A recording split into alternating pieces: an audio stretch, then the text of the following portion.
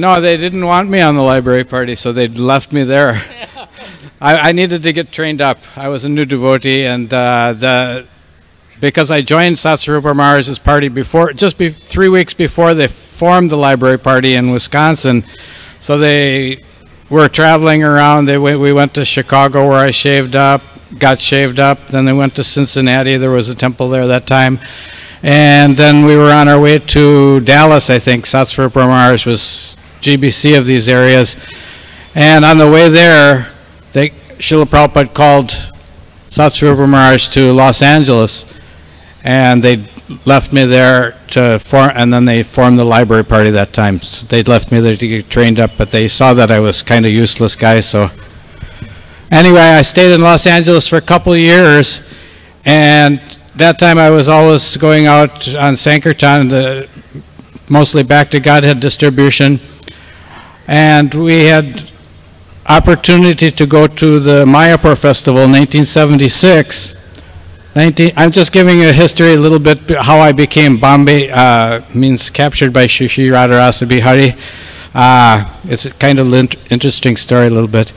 So I came to the 1976 Mayapur festival, and Srila Prabhupada told Bhavananda and Satadanya that anybody that wanted to stay in India, they should be allowed. So they captured me that way. I stayed in Mayapur a little bit. I got some jaundice, and I sent back letter to Los Angeles that this is very hot here, please help me out.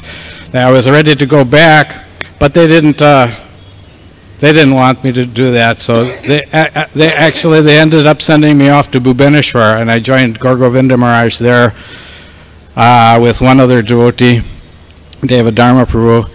But when Srila Prabhupada came to Bhubaneswar to lay the cornerstone ceremony in 1977, January, like that, he came from the Kumbh Mela.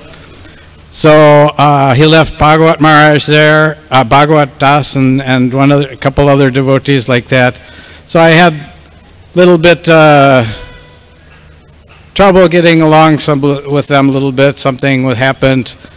That's not very important, but somehow they thought that I should go back to America.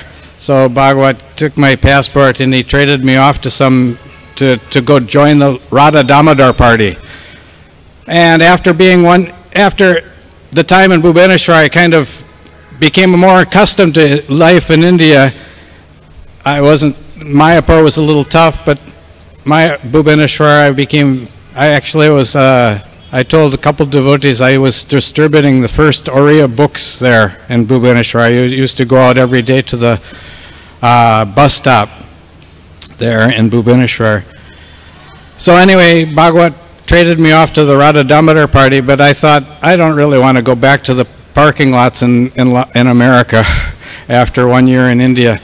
So I had one friend that was serving in Africa, and he had spoken to Srila Prabhupada that they needed some devotees to go to Africa.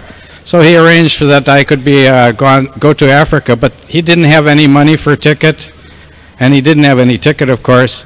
So he took a ticket from one sannyasi, I won't mention, but so he gave me that ticket. The ticket was for New York. He wanted me to go to Africa. He said, yeah, you go to New York, collect money, and then come back to Africa. So the ticket was someone else's name, I won't say, but I went to the airport. I asked a couple devotees. They told me maybe in the construction office somebody could do, but nobody wanted to do anything with that ticket. So I went to the airport, and the lady at the counter, she said, I don't see your name here. And first of all, how come your passport has a different name than the ticket? And one was Tom and one was George. And I said, well, we get a new name at initiation. So she said, but I don't see either of these names here. And so somehow or other, I just looked over the counter and I pointed, the name was there, this Tom, and so she gave me boarding pass and they took my luggage.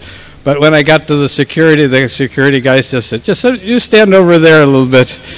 So I stood there over there and I was watching the time. The time was gone. They said, what happened to yours? I said, all right. So anyway, I spent that night in jail. And then after, I had this court case for using someone else's plane ticket. So for 2 years, I used to go every month to the courthouse. And by that time, I was serving in Bombay. I was going out with Hare Prabhu on life membership. He got me trained up like that. So after about 2 years, I was with Giriraj Swami. Sometimes I also helped him a little bit. And I was there in his office, and Mr. Ashnani, the lawyer, was there. And he said, it was time for me to go to the courthouse. I said,